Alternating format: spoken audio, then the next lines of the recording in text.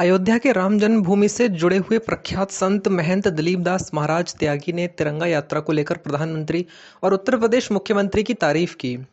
हर घर तिरंगा योजना के तहत सभी राजनीतिक दलों ने तिरंगा हाथ में लिया है, वरना सभी राजनीतिक दल अपना अपना झंडा लेकर निकलते हैं और राजनीति चमकाते हैं। गोमती नदी को लखनऊ स्वच्छ करने की शुरुआत करनी चाहिए। गोमती नदी गंगा के अवतरण के पहले से है। महाराज मनु ने 23,000 वर्ष तक गोमती नदी में तपस्या की तो प्रभु राम का जन्म हुआ। हम रामराज की स्थापना करें। रामराज का प्रथम नागरिक दलित हुआ करता था, निषाद था, और इस देश को का भी प्रथम नागरिक राष्ट्रपति द्रौपदी है। इसलिए हमने आज रामराज के पहले पायदान पर कदम रख दिया है।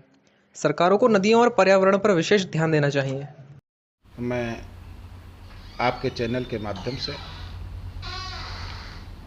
संपूर्ण देशवासियों को स्वाधीनता दिवस की 75वीं वर्षगांठ के उपलक्ष्य में मनाए जा रहे अमृत महोत्सव की बधाई देने के लिए मैंने प्रेस वार्ता आयोजित की है। दूसरा उद्देश्य हमारा है माता गोमती की निर्मलता के लिए, स्वच्छता के लिए, सफाई के लिए, और जहाँ जहाँ ऐसे स्थल हैं वहाँ दिव्य घाटों का निर्माण किया जाए। जैसे गंगा, यमुना, सरस्वती इत्यादि नदियों को जो महत्ता मिल रही है वो महत्ता गोमती जी को नहीं मिल रही है।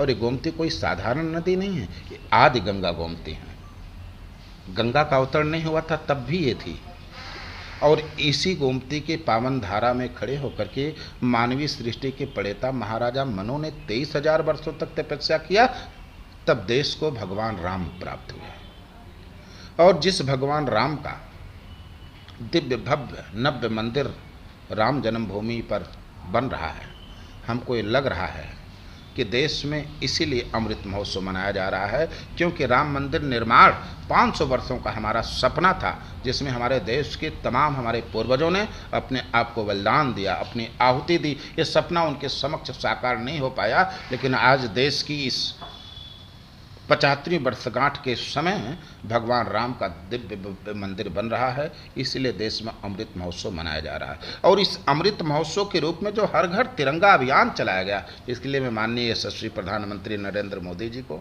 और अपने यशस्वी मुख्यमंत्री योगी आदित्यनाथ जी को बधाई देता हूँ। ये बधाई के पात्र हैं। कम से कम इन्होंने तिरंगे के लिए लोगों के अंदर प्रेम तो जगा। बाकी तुम्हारे झंडा बट गया है, सभी लोग अपने अपने झंडे की बात करें, सभी लोग अपना अपना ध्वज लेकर के अपनी राजनीति चमकाना चाह रहे हैं, लेकिन एक बार पूरा देश और सभी राजनीतिक दल के लोग तिरंगा हाथ में पकड़ करके आए, हमको लगा यही अमृत काल है और यही अमृत महोत्सव है। इसके लिए मैं माननीय प्रधानमंत्री जी को, मुख्यमंत्री जी को पुनः पुनः बधाई और धन्यवाद देता हूं, और पूरे देशवासियों को जय हिंद, वंदे मातरम। और साथ में निवेदन करता हूं कि माता गोमती पर ध्यान दिया जाए।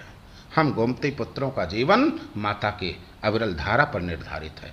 गोमती की अविरल धारा प्रवाहित रहेगी तो हमारा जीवन चलेगा, पशु पक्षियों का, प्राणियों का जीवन चलेगा। जल स्तर जिस हिसाब से गिरता जा रहा है, पर्यावरण में जो स्खलन होता जा रहा है, कोरोना जैसी जो महामारियां आ रही हैं, इसके पीछे यही कारण है कि हम पर्यावरण, नदियां सुरक्षित होंगी, नदियां जीवित होंगी, तभी हमारा जीवन चलेगा। ये केवल नदी नहीं है, ये हमारी माता है, ये आदि गंगा है। इसलिए मैं माननीय प्रधानमंत्री जी से और माननीय मुख्यमंत्री जी से निवेदन करूंगा कि एक बार आप भी हवाई सर्वे करिए, पीलीभीत से लेकर के और गोमती के ऊपर ऊपर आप गंगा, जहां गंगा में विलीन हो रहे हैं, आप हवाई सर्वे करिए और देखिए इनकी क्या स्थिति है।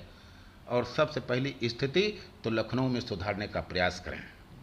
लखनऊ में गंगा जब गोमती निर्मल हो जाएंगी, जब राजधानी से निकलेंगी तो आगे उनकी धारा निर्मल ही रहेगी। वैसे हम इस अभियान में हैं कि हम पीलीभीत से एक आयोजन करेंगे, सभी संतों को, देश के प्रतिष्ठित लोगों को यहाँ एकत्रित करेंगे, और उसके बाद हम एक यात्रा करेंगे पूरी गोमती की। और जहाँ जहाँ जैसे भी होगा, जहाँ घाटों की आवश्यकता होगी वहाँ घाटों के निर्माण की बात की जाएगी, वहाँ घाटों की मांग की जाएगी। जहाँ वृक्षारोपण की जरूरत होगी वहाँ वृक्षारोपण किए जाएंगे। जहाँ गौशालाओं की जरूरत होगी वहाँ गौशालाओं। आज देख रहे हैं सारी स्थिति बिल्कुल अस्त व्यस्त है। हम इस अमृत काल के अमृत महोत्सव में निवेदन करना चाहेंगे, हम राम राज्य की स्थापना करें, राम राज्य की परिकल्पना करें, और राम राज्य की अवधारणा के पहले कदम पर हमने कदम रख दिया है। माननीय प्रधानमंत्री जी को इसके लिए बधाई है।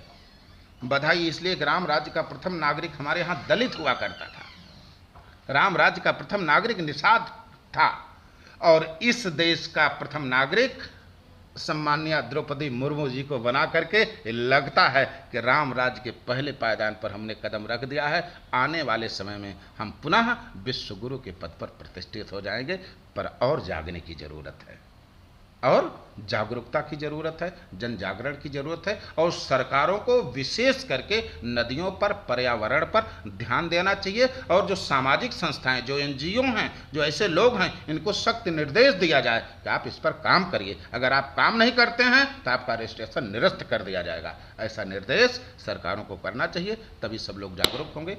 मैं पुनः अमृत महोत्सव की बहुत बहुत बधाई देते हुए और गोमती स्वच्छता और निर्मलता अभियान में पूरे देश का आह्वान करते हुए बहुत बहुत साधुवाद, धन्यवाद। गोमती का उद्गम स्थल पीलीभीत में ही है। आप बता रहे थे कि सारे संत समाज के लोग इकट्ठा होंगे, समारोह का आयोजन होगा, ये कब किया जाएगा? वैसे तो गोमती जयंती तो इसी अश्विन नवरात्रि में ही आ जाती हैं, लेकिन अभी समय हमारे पास कम है, इसलिए हम इसकी तैयारी करेंगे। हम इसी 2022 कि अंतिम सत्र तक नवंबर में, दिसंबर में, जैसा भी होगा आपसे पुनः संवाद करेंगे, पत्रकार वार्ता आयोजित करेंगे। समय सुनिश्चित हो जाएगा। अभी समय सुनिश्चित नहीं, पहले हम एक बार संवाद करेंगे धर्माचार्यों से, नेताओं से, समाज के वरिष्ठ लोगों से।